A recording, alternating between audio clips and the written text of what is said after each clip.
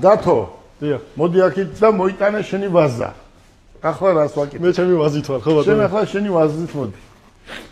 მოიტანე შენი ვაზა. ახლა ნიცას საჩუქარი და რა არის ეს? მოყურე. დაახლოებით 14 წლის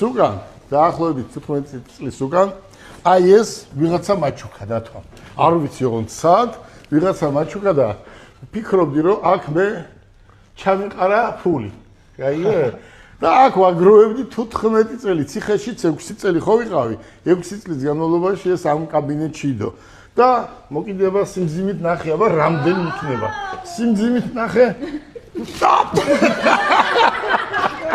აი, სიმძიმით ნახე რამდენი იქნება. მომეხმარეთ ეს. დათო, დადები? გახსენი აბა ვნახოთ, როდინდელი ფულია. აი, მე ხაიდება უჭველი ძველი ლარიანები და ორლარიანებიც როა, ხო ალბათ. ყურებ. აუ, რამდენია?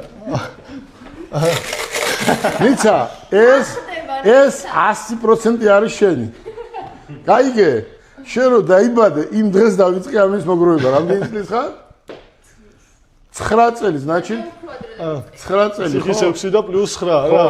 არა, 6 წელი, 9 წელი ხო? ზუსტად მასე გამოდის დაახლოებით ესე 10 წელი ხო?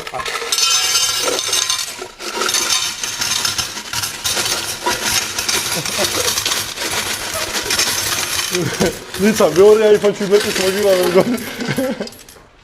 ნიცა. ნიცა, აი ეს ფული არის მხოლოდ და მხოლოდ შენი და რაც გინდა ის იყიდე, დათო. მოდი ნიცა.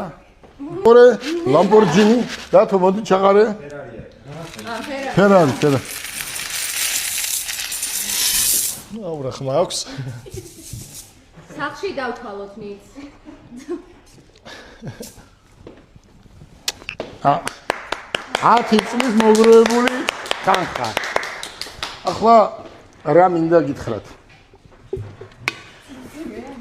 რა მინდა გითხრათ და რა მინდა მოსახლეობას უთხრა? რა მინდა ამ ჩვენ სტუდენტებს უთხრა?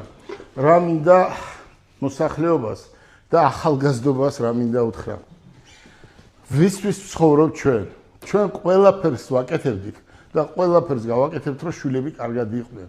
მაგრამ შვილებმა დედის, მამის, ბებიისა და ბაბუის შრომა უნდა შეაფასონ. ჩვენ რას ვითხოვთ? ჩვენ არაფერს არ ვითხოვთ, მხოლოდ და მხოლოდ ერთს ვითხოვთ, რომ ჩვენ რა გზაც გავიარეთ და ძალიან რთულად რომ გავიარეთ, ეს რთული გზა თქვენ არ გაიაროთ და თქვენ არ გაივლით თუ მიიღებთ განათლებას.